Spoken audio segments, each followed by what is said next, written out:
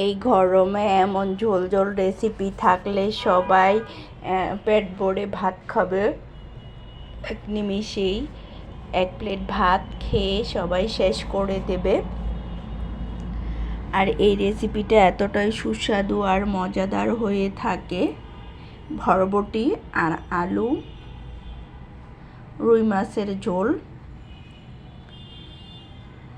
আসসালামু আলাইকুম, সকলে কেমন আছেন? আশা করি আল্লাহর রহমতে ভালো আছেন। যে যেখান থেকে আমার ভিডিওটি দেখতেছেন প্লিজ একটা লাইক দিয়ে ভিডিওটি দেখা শুরু করবেন।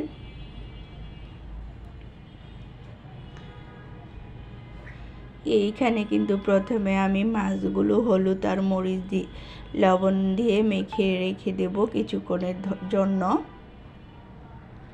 তো কিছুক্ষণের জন্য কিন্তু হলুদ মরিচ লবণ দিয়ে মেখে রাখলে ভালো হয়, মাছটা খুব সুন্দর হয়, মাছের ভিতরে লবণটা ঢুকে খেতেও কিন্তু দারুণ স্বাদ হয়।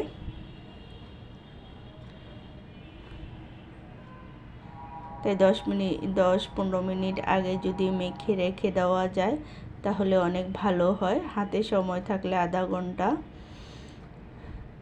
তো মাছটা মেখে আমি চলে এসেছি, বরবটিগুলি কেটে নেব। এখন বরবটিগুলো একটু স্লাইস করে কেটে নেব। আমি একটু বড় বড় সাইজেরই কাটবো।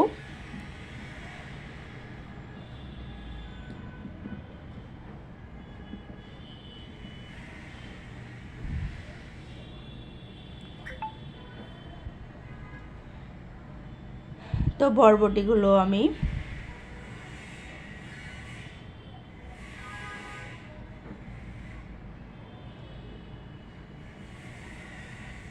সবগুলো বরবটি এভাবে কেটে নেব, বরবটি আর আলু একসাথে।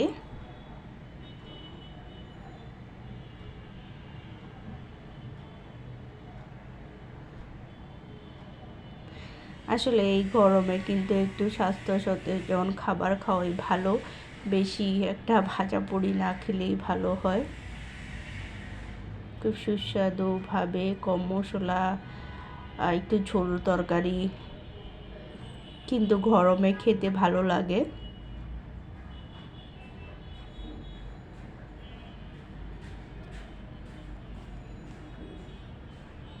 সো আমি এইভাবে সবগুলো বরবটি কেটে উঠিয়ে নিচ্ছি। তো বরবটি কাটা শেষ, এরপর আমি আলুটা কেটে নেব।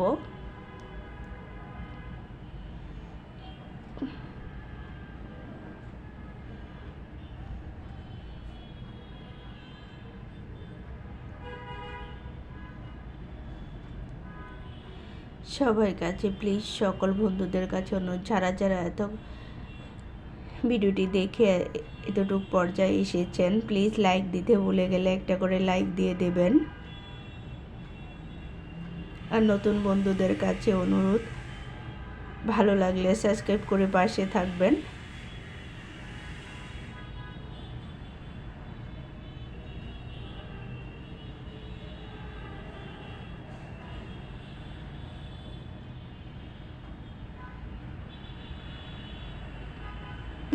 আমি এখানে 2টা আলু নিয়েছি।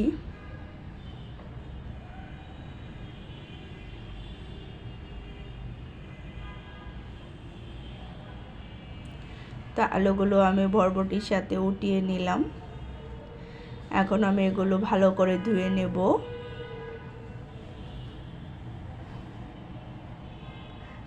আর এদিকে চুলায় প্যান বসিয়ে দিয়েছি, প্যান বসিয়ে দিয়ে আমি এখানে তেল দিয়ে দিয়েছি, সরিষার তেল।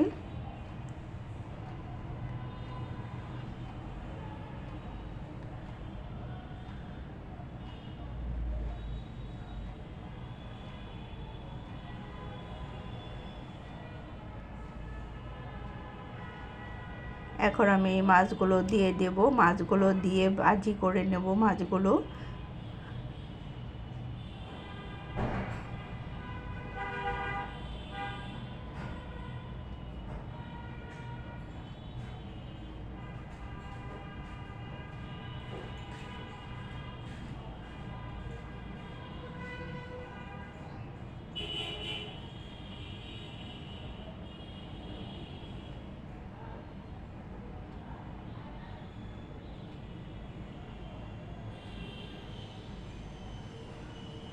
মাছগুলো আমি উল্টে পাল্টে ভেজে নিয়েছি। মাছগুলো আমার ভাজা হয়ে গেছে, নামিয়ে নিচ্ছি মাছগুলো। সবগুলো মাছই আমি নামিয়ে নেব।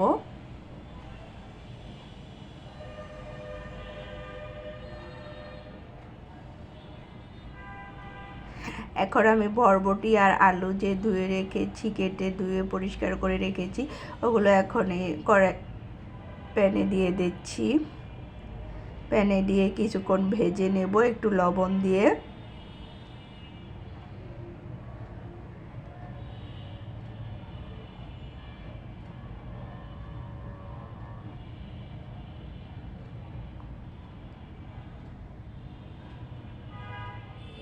তো নেড়ে ছেড়ে কিছুক্ষণ ভেজে নেব।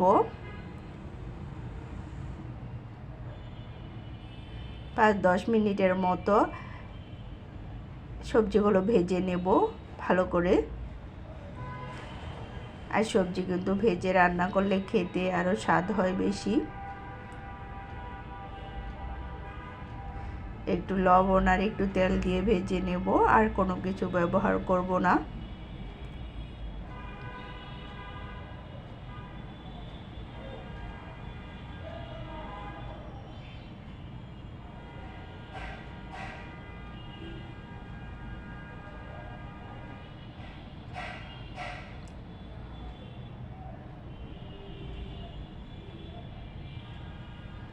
সো আমার কিন্তু ভাজা হয়ে গেছে,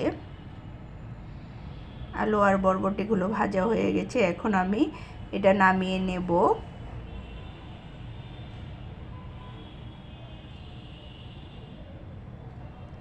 নামিয়ে একটা কড়াই বসিয়ে দিলাম।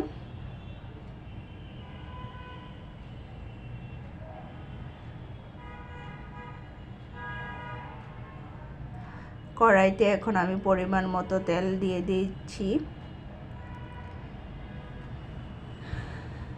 তো তেলের মধ্যে আমি পেঁয়াজ কুচি দিয়ে দেব।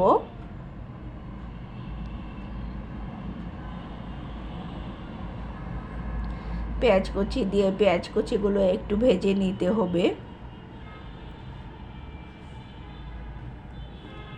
2 মিনিটের মতো পেঁয়াজগুলো আমি ভেজে নেব, যাতে একটু ভাজা হয় পেঁয়াজগুলো।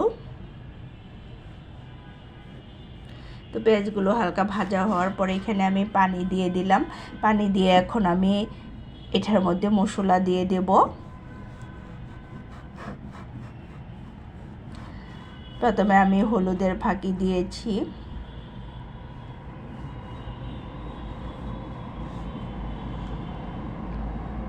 এরপরে দিলাম মরিচের ফাঁকি,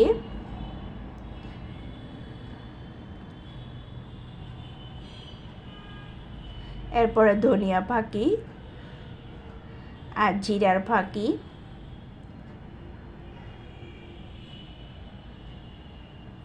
এরপরে দিয়ে দিলাম রসুনের পেস্ট,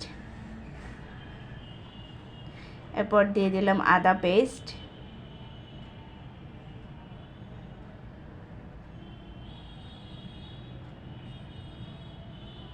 তারপরে সামান্য একটু লবণ, কেননা ভাজির সময় আমি লবণ দিয়েছি, তাই অল্প লবণ দিয়ে দিলাম, পরে আবার দেখে দিতে হবে। সো এখানে একটু কিছু নেড়ে ছেড়ে ঢেকে দেব মশলাটা যাতে একটু কিছুক্ষণ কষানো হয়। 2 মিনিটের মতো মশলাটা আমার কষিয়ে নিয়েছি। এই যে আমার মশলাটা কিন্তু কষানো হয়ে গেছে। এখন আমি বরবটি আর আলু যে ভেজে রেখেছি ওটা ঢেলে দেব। সো এটা আমি এখন কড়াইতে ঢেলে দিলাম, দিয়ে আমি 5 মিনিটের মতো নেড়ে ছেড়ে কষিয়ে নেব, যাতে মশলাটা সবজিটার গায়ে লেগে যায় সুন্দর করে, তাহলে কিন্তু খেতে আরও বেশি সুস্বাদু হয়। তো কিছুক্ষণ নেড়ে চেড়ে আমি 5 মিনিট ঢেকে রাখবো, ঢেকে দিয়ে কষিয়ে নেব।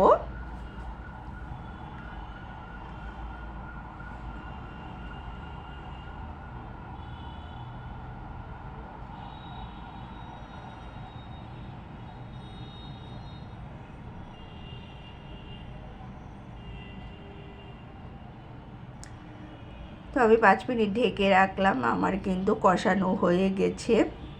এখন আমি একটু নেড়ে ছেড়ে পানি দিয়ে দেব।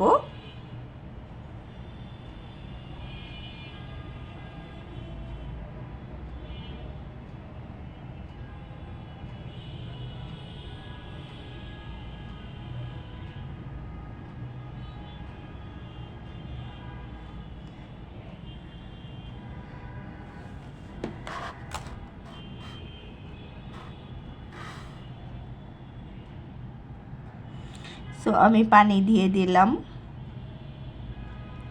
পানি দিয়ে কিছুক্ষণ ঝাল করে নেব, ভলক আসা পর্যন্ত অপেক্ষা করতে হবে। ভলক আসলে তারপরে আমি মাছগুলো ঢেলে দেব।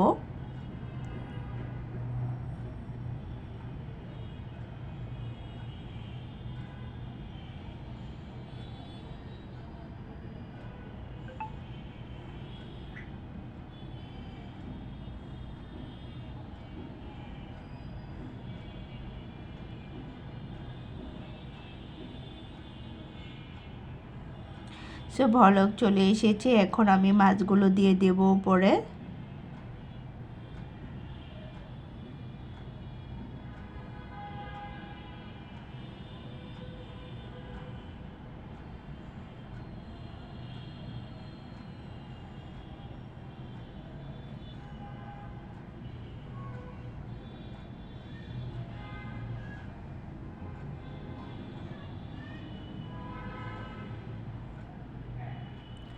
মাছগুলো দিয়ে কিছুক্ষণ ঝাল করে নেব।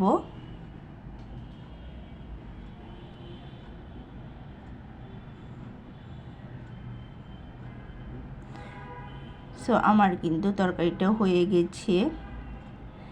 এখন আমি এখানে কিছু কাঁচা মরিচ আর ধনিয়া পাতা দিয়ে নামিয়ে নেব।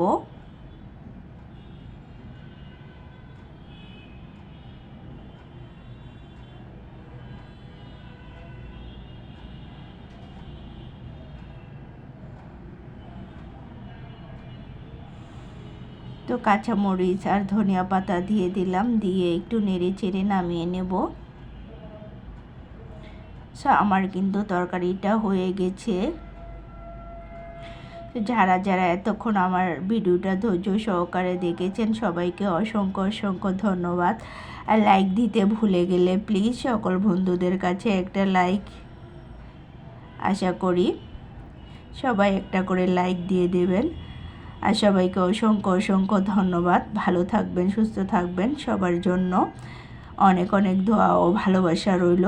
আল্লাহ হাফেজ, আসসালামু আলাইকুম।